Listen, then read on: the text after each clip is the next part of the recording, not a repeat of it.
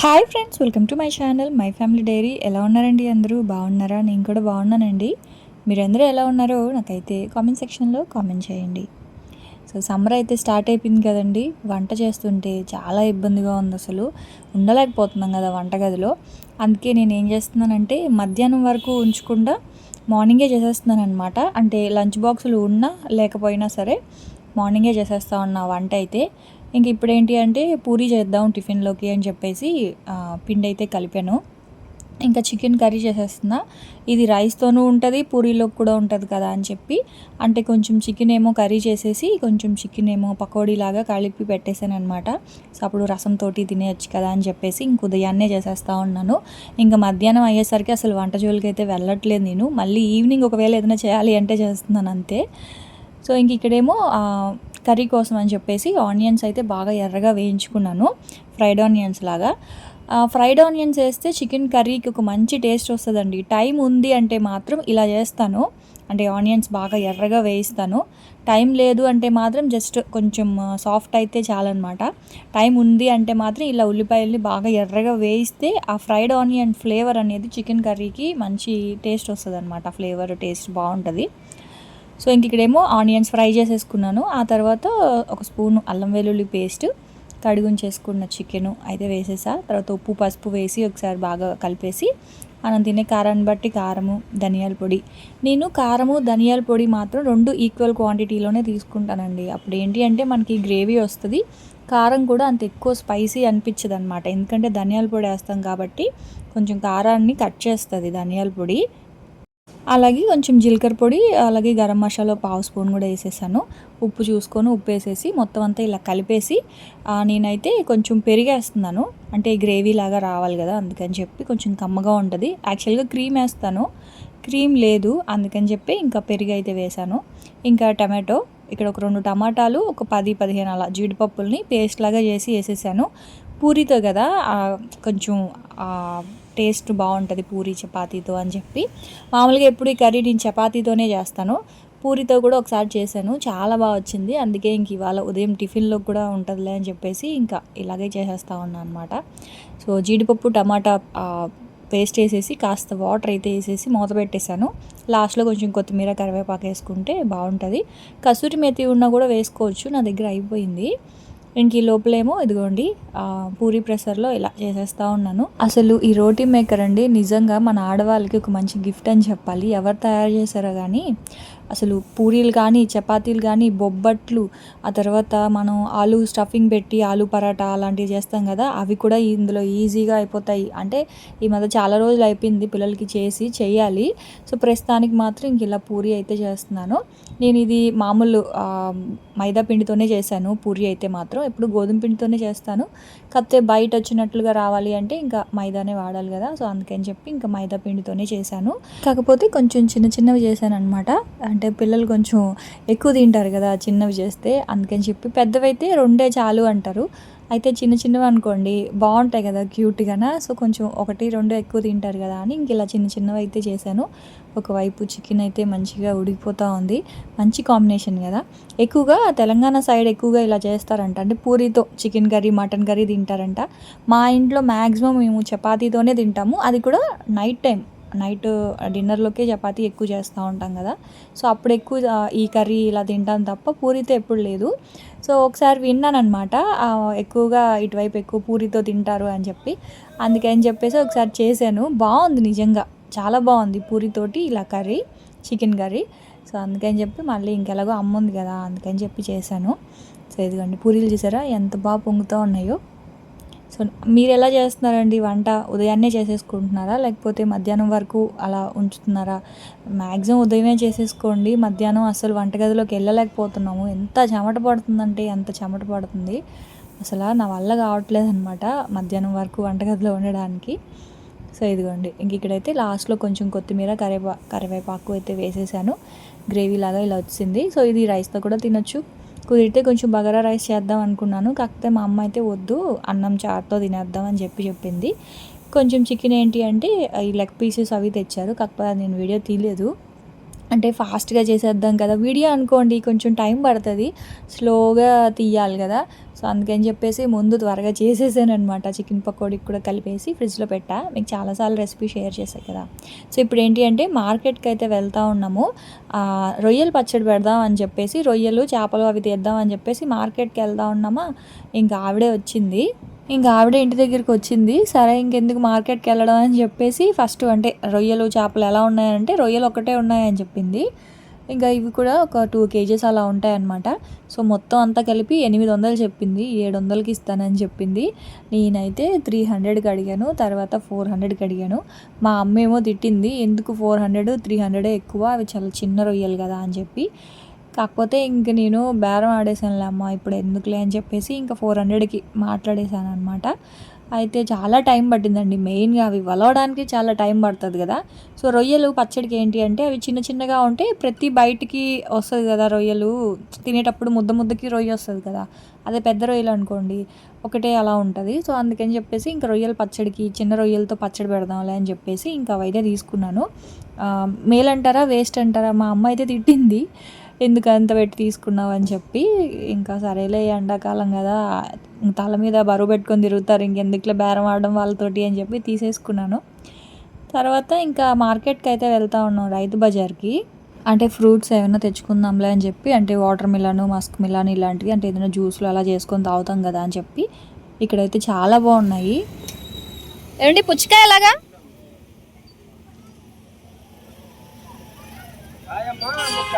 కాయ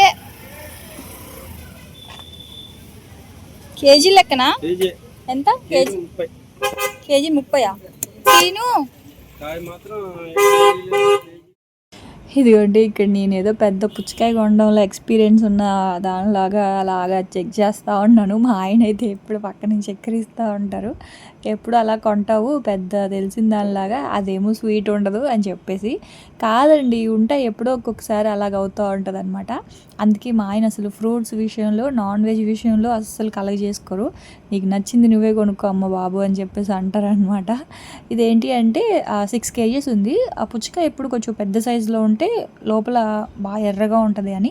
ఇంకోటి ఏంటంటే పుచ్చకాయని ఇలా కొట్టినప్పుడు హ్యాలో సౌండ్ వస్తుంది కదా, అంటే కొంచెం బోల్ ఉన్నట్లుగా సౌండ్ వచ్చింది అనుకోండి, లోపల బాగా పండింది అని అర్థం, అంటే రెడ్ కలర్లో ఉంటుంది అని చెప్పి. అదే పచ్చిగా ఉంటే ఒక సౌండ్ వస్తుంది. ఖాళీ ఇప్పుడు ఏదైనా ఒక ఖాళీగా ఉన్న దాని మీద కొడితే ఎలా వస్తుంది సౌండ్, అలా వస్తే మాత్రం పుచ్చకాయ లోపల రెడ్గా ఉంది అని అర్థం. లక్ బాగుంది, రెడ్గా ఉంది కాయి. అది కాకుండా చాలా స్వీట్గా ఉందన్నమాట. సరే అని చెప్పేసి ఇంక ఇదైతే ఒకటి తీసేసుకున్నాము. ఇది 6 kgs ఉంది. 30 రూపీస్ చెప్పారు కేజీ. 25 రూపీస్కి బేరం ఆడాను అనమాట నేను. మా ఆయన అయితే అప్పుడప్పుడు తీసుకొస్తారు కదా, అలాగే 30 చెప్తే 30, 35 చెప్తే 35, కేజీ ఎంతైతే అంత ఇచ్చేసి కామ్గా తెచ్చేస్తారు తప్ప అసలు ఏం బేరం ఆడరు అనమాట. సో నేను ఏంటంటే ఒక 5 రూపాయలు బేరం ఆడాను. అంటే మామూలుగా ఈ సమ్మర్లో ఎక్కువ ఏం బేరం ఆడమండి, కాకపోతే అడిగితే వాళ్ళు ఇస్తే ఓకే, వాళ్ళు గిట్టితేనే కదా ఇస్తారు, లేకపోతే ఇవ్వరు కదా, అందుకని అలా అడగాలన్నమాట. సో ఒక 5 రూపాయలు తగ్గించి 150కి ఇచ్చారనమాట. 6 kgs ఉండింది. ఆ తర్వాత ఇవైతే 40 రూపీస్కి ఇచ్చారు కేజీ. 2 kgs తెచ్చుకున్నాను 80 రూపీస్కి. మస్క్ మిలన్ జ్యూస్ బాగుంటుంది కదా అందుకని చెప్పి. ఆ తర్వాత మేము ఫ్రూట్స్ తీసుకొని ఇంటికి వచ్చినా సరే ఇంకా ఆవిడ ఒలుస్తూనే ఉంది. చాలా టైం పట్టేసినట్లుంది అవన్నీ ఒలవడానికైతే మాత్రం. సో కొన్ని పులుసు పెట్టేసి, అంటే రేపటికి ఇంక ఇవాళ అయితే వంట ఏం లేదండి, చెప్పే కదా. ఇంక ఇవాళ పచ్చడి, అంటే మా తమ్ముడికి కొంచెం ఎక్కువ చేస్తూ ఉంటారు రొయ్యల పచ్చడి అలాంటివి. ఇప్పుడు అంతా ఆన్లైన్లో ఎక్కువగా ఇవే కదండి పచ్చళ్ళు. అసలు నాకు అర్థం కావట్లేదు, ఎందుకు అన్నన్ని వేలు పెట్టి బయట పచ్చళ్ళు కొనుక్కొని తింటారా అనేది నాకైతే అర్థం కావట్లేదు. సో మనమే తెచ్చేసుకుంటే ఇంట్లో కర్రీ ఎలా వండుకుంటామో పచ్చడి కూడా అంతే కదా. నిజానికి చెప్పాలంటే వెజ్ పచ్చళ్ళ కంటే నాన్ వెజ్ పచ్చళ్ళు చాలా ఈజీ అండి చేసుకోవడం కూడా. సో ఇదైతే నీట్గా కడిగేశాను. నాకు కేజీ రాలేదు, కానీ ఈ కేజీ కన్నా కొంచెం తక్కువ అయితే, అంటే ఒక 30 kg వచ్చిందనమాట. రొయ్యలు అంతా ఒలిచి, అంటే ఆ పైన ఉన్న తొక్కలు అన్నీ తీసేస్తే 30 kg వచ్చింది. ఒక 1/2 kg కర్రీ కోసం తీసేసుకొని మిగతా 1/2 kg చేసేస్తున్నాను అనమాట. సో ఇక్కడ ఏంటి అంటే నేను హాఫ్ కేజీకి అక్కడ ఒక 100 ml ఆయిల్ వేసుకున్నాను. ఇది మామూలు సన్ఫ్లవర్ ఆయిలే అనమాట. సో ఎప్పుడైనా సరే ఏ పచ్చడైనా సరే నేను ఎలా చేస్తానంటే ఫస్ట్ సన్ఫ్లవర్ ఆయిల్లోనే ఫ్రై చేసి లాస్ట్లో పల్లి ఆయిల్ అయితే వేసుకుంటానండి. సో ఇదేంటి అంటే మామూలు సన్ఫ్లవర్ ఆయిల్ ఒక కప్ వేసాను. అంటే ఆ రొయ్యలు మునిగే వరకు వేసేసి రొయ్యలన్నీ డైరెక్ట్గా అందులోనే వేసేసి ఉప్పు పసుపు వేసి సిమ్లో పెట్టేశాను అనమాట. ఇదేంటి అంటే బాగా అవి ఉడికిపోయి బాగా వేగిపోతాయి. ఎక్కువ క్వాంటిటీ అనుకోండి. సో సపరేట్గా రొయ్యల్ని కొంచెం మగ్గించి ఆ వాటర్ అంతా ఇంకిపోయిన తర్వాత ఆయిల్లో ఫ్రై చేసుకోవచ్చు. కానీ ఇవి కొంచెం రొయ్యలే కదా, సో అందుకని చెప్పి ఇంకా డైరెక్ట్గా అలాగే ఆయిల్లో వేసేసాను అనమాట. సో సిమ్లో పెట్టేస్తే దాని మట్టుకు అది అలా ఫ్రై అవుతూ ఉంటుంది. సో ప్రాసెస్ అంతా కూడా ఒకే కడాయిలో అయిపోతుందండి. అందుకని చెప్పేసి ఇంక నేను రొయ్యలు డైరెక్ట్గా అలా పెట్టేశాను. ఆ తర్వాత ఇంకొక దాంట్లో ఏంటి అంటే టమాటా పచ్చడి నా దగ్గర 2 months అయింది పెట్టి, మా అమ్మకు నచ్చింది. సరే పాత పచ్చడి ఎందుకులే ఫ్రెష్గా పెట్టిద్దాంలే అని చెప్పేసి ఒక 1/2 kg టమాటా పచ్చడి పెడుతున్నాను. సో అలాగే పనిలో పని మీకు కూడా షేర్ చేస్తూ ఉన్నాను. సో ఇది 1/2 kg టమాటాలు, ఒక నిమ్మకాయ సైజ్ అంతా, ఒక పెద్ద నిమ్మకాయ సైజ్ అంతా చింతపండు తీసుకున్నాను. అంటే ఒక 50 గ్రాములు అండి. ఎప్పుడైనా గుర్తుపెట్టుకోండి, కేజీ టమాటాలకి 100 గ్రాముల చింతపండు అయితే సరిపోతుంది. నేనేమో అంచనాగా వేసుకుంటాను అనమాట. 1/2 kg టమాటాలు కాబట్టి ఒక 50 గ్రాముల చింతపండు అందులో వేసేసి 2 వేగాలి, టైం పడుతుంది కదా. సో వంటగదిలో ఎందుకులే అంతసేపు ఉండడం అని చెప్పేసి ఇంకా హాల్లోకి వచ్చేసి ఇలా పుచ్చకాయ అయితే కట్ చేసుకుంటూ ఉన్నాను. అదేంటోనండి, పుచ్చకాయ చూస్తే నాకు ఇంకా అన్నం కూడా తినను, పుచ్చకాయ కడుపు నిండా తినేస్తానమాట. నాకు అంత ఇష్టము. ఇప్పుడైనా తగ్గించేసాను, కానీ ఇదివరకు అయితే ఆ హాఫ్ పుచ్చకాయ ఒకటేసారి తినేసేదాన్ని అనమాట. అంత ఇష్టం, ఇంకా అన్నం తినేదాన్ని కదా. ఎందుకంటే పుచ్చకాయ అంత త్వరగా డైజెస్ట్ అవ్వదు, కొంచెం హెవీగానే ఉంటుంది. అట్లా అంత తినేసేదాన్ని. మా ఇంట్లో ఎక్కువ నేను, మా తమ్ముడు, వాడు కూడా ఎక్కువ తినేవాడు పుచ్చకాయ. ఇట్లా మరీ ఎర్రగా అలా ఉంటే ఇంకా ఇష్టం అనమాట. సో ఇంకా మా చెల్లికేమో సీతాఫలం అంటే ఎక్కువ ఇష్టము. మా అమ్మ అదే చెప్తానే ఉంటుంది, అవి ఎప్పుడైనా అంటే ఆ సీజన్ వస్తాయి కదా, అవి వచ్చిన ప్రతిసారి అవి చూసాను నువ్వే గుర్తొచ్చావు అలాగా అంటూ ఉంటుంది అనమాట. సో ఇంకా అలా అందుకే ఈ పుచ్చకాయలో మాత్రం ఎలాంటివి కొనాలి అని చెప్పేసి నేను కొంచెం ఎక్స్పీరియన్స్ తెచ్చుకున్నాను. అయినా అప్పుడప్పుడు బోల్తా పడతా ఉంటానులేండి. సో ఇంక మా పిల్లలైతే కనీసం ఇది తినడానికి కూడా ఏడుస్తున్నారండి. అరే తినండిరా, సమ్మర్ రా, మంచిదిరా అని చెప్తే బతిమలాడాల్సి వస్తుంది. తినండమ్మా తినండమ్మా అని చెప్తే ఇంకప్పుడు తింటా ఉన్నారనమాట. అన్నం అయితే తినలేదు. అన్నం 3 o'clockకి అలా తింటున్నాం, అసలు ఆకలే ఉండట్లేదు. ఆ తర్వాత ఇంకా తినేసి మిగతాదైతే ఫ్రిడ్జ్లో పెట్టేశాను. ఇంకా ఇదిగోండి, ఈ రొయ్యలు అయితే ఇలా మంచిగా వేగిపోయాయండి. అంటే మొత్తం నీళ్ళన్నీ ఇంకిపోయాయి. అలాగే ఉంటే ఇంకొక 10 నిమిషాల్లో రొయ్యలు బాగా ఎర్రగా వేగతాయి అన్నమాట. అప్పుడు దాంట్లో ఏమేమి వేస్తానో చెప్తాను. ఇంక ఇక్కడేమో ఇదిగోండి టమాటాలు, చింతపండు, అసలు ఏం మనం వాటర్ ఏం వేయలేదు కదా, ఆవిరికి నీళ్ళు వచ్చేసాయి. ఇంకా మూత తీసేసి ఆ నీళ్ళన్నీ ఇంకిపోయే వరకు అలాగ ఉంచాలన్నమాట. నేనైతే ఒకే ఒక్క స్పూన్ ఆయిల్ వేసుకున్నాను అంతే, ఎందుకంటే అడుగు పట్టకుండా. సో ఆ టమాటాలు అయితే మగ్గిపోయాయి, స్టవ్ ఆపేసాను. అది చల్లారాలి, చల్లారిన తర్వాతే పచ్చడి పెట్టుకోవాలి. ఆ తర్వాత ఇంక ఇదిగోండి, ఇది కూడా రొయ్యలు చూసారా ఎంత ఎర్రగా వేగిపోయాయో. సో ఇప్పుడు మంటని సిమ్లో పెట్టేసి కారము, మనం సేమ్ కర్రీస్లో ఏమేమైతే వేసుకుంటామో అవన్నీ వేసుకోవడమే, టమాటా ఉల్లిపాయ తప్పనిచ్చి అంతే.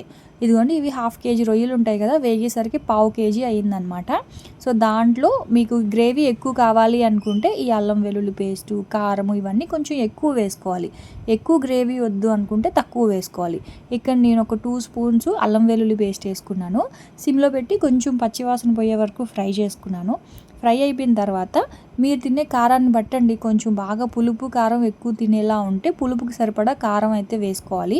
ఇక్కడ నేను ఫస్ట్ 2 స్పూన్స్ వేసాను, కానీ సరిపోలేదు అని చెప్పి తర్వాత ఇంకొక స్పూన్ కూడా వేసుకున్నాను. 3 స్పూన్స్ కారము, 1 స్పూను ధనియాల పొడి, 1/2 స్పూను గరం మసాలా. గరం మసాలా అనేది మీ ఇష్టము, మీరు ఇంట్లో చేసింది వేసుకుంటారా బయట నుంచి తెచ్చింది వేసుకుంటారా అనేది మీ ఇష్టము, చూసి వేసుకోండి. మరీ ఎక్కువ గరం మసాలా ఫ్లేవర్ ఉన్నా బాగోదు. నేనైతే 1/2 స్పూన్ వేసుకున్నాను. అలాగే ఉప్పు సరిపోలేదు కాబట్టి ఇంకొక 1/2 స్పూన్ ఉప్పు కూడా వేసుకున్నాను. ఉప్పు కూడా అండి, మనము పులుపు యాడ్ చేసిన తర్వాత ఉప్పు కారాలు చూసుకొని సరిపోకపోతే మళ్ళీ వేసుకోవడమే, అంతేనమాట. ఇదిగోండి, ఇప్పుడు స్టవ్ ఆపేసి రొయ్యలన్నిటిని కూడా ఇలా మంచిగా ఫ్రై చేసేసుకున్నాం కదా. ఇప్పుడు పులుపు అనేది వేసేటప్పుడు మామూలుగా నిమ్మరసం వేసుకుంటాం కదా, నిమ్మరసం వేడి మీద వేయకూడదు, కంప్లీట్గా చల్లారాలన్నమాట. ఆ తర్వాత చల్లారిపోయిన తర్వాత మీరు దీంట్లో కావాలి చింతపండుతో కావాలి అనుకుంటే 1/2 కేజీ రొయ్యలకి ఒక 50 గ్రాముల చింతపండు అయితే చాలండి.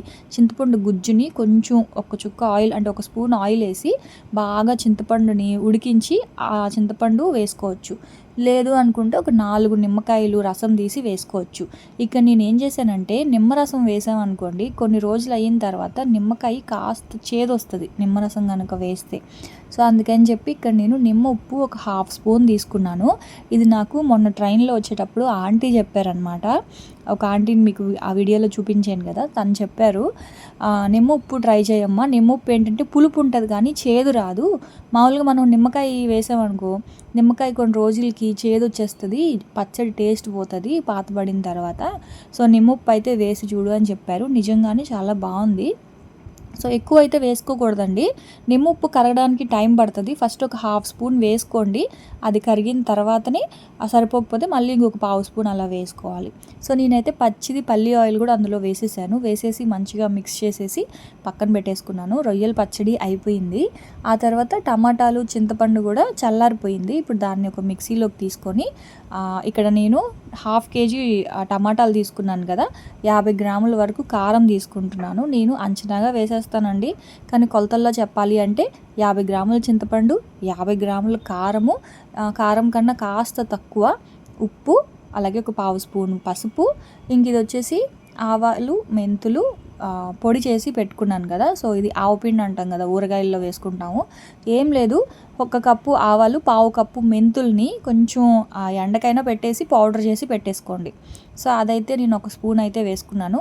వేసేసుకున్న తర్వాత ఒక పెద్ద వెల్లుల్లిపాయ కూడా వేసేసుకొని ఇలా మంచిగా పేస్ట్ అయితే చేసేసుకున్నానండి. ఇంతే.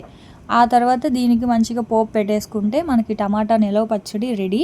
మా అమ్మకు బాగా నచ్చింది, అందుకే ఇంక చేశాను అనమాట. సో ఇదిగోండి, ఇక్కడైతే నేను ఒక 150 గ్రామ్స్ ఫస్ట్ ఒక 100 ml వేసాను, తర్వాత ఇంకొక 50 గ్రాములు కూడా వేసాను. 1/2 కేజీకి దాదాపుగా 150 గ్రాముల వరకు పల్లి ఆయిల్ అయితే పట్టద్దు అనమాట. పల్లి ఆయిల్లో ఆవాలు మెంతులు జీలకర్ర శనగపప్పు మినప్పప్పు వెల్లుల్లిపాయి ఎండుమిరపకాయలు పోపంతా వేసేసుకొని కరివేపాకు కూడా వేసుకున్నాను. సిమ్లో పెట్టేసి పోపంతా మంచిగా వేగాలన్నమాట. దీనికి మాత్రం పల్లి ఆయిలే వేసేస్తున్నాను డైరెక్ట్గా అనమాట. సో నేను ఇందాక రొయ్యల పచ్చడి చేశాను కదా, రొయ్యల పచ్చడికి మాత్రం ఫస్ట్ సన్ఫ్లవర్ ఆయిల్లో ఫ్రై చేసుకున్నాను, లాస్ట్లో పచ్చిది పల్లి ఆయిల్ అయితే వేసుకున్నాను. పచ్చి పల్లి ఆయిల్ అన్నంలో కలుపుకొని తింటూ ఉంటే చాలా బాగుంటుంది. నిజానికి ఈ టమాటా పచ్చడిలో కూడా లాస్ట్లో నేను కాస్త పల్లి ఆయిల్ పచ్చిది అయితే వేసుకుంటాను, నాకు అలా ఇష్టము. మీకు నచ్చితే అలా కూడా వేసుకోవచ్చు. సో ఇదిగోండి, ఇలా వేసేసి పచ్చడిని సిమ్లో పెట్టేసి పోపులో బాగా మగ్గించుకుంటే టమాటా నిలవ పచ్చడి కూడా రెడీ. మీకు ఇది చాలాసార్లు చూపించాను కదా, సరే ఎలాగో తీసాను కదా అని చెప్పి ఒకసారి మీకు కూడా చూపిస్తున్నాను. సో అదండి ఇంక ఇవాళ రెసిపీస్ వ్లాగ్. నేనైతే రేపటి వ్లాగ్లో మళ్ళీ వస్తా, అప్పటి వరకు ఉంటా. Bye friends.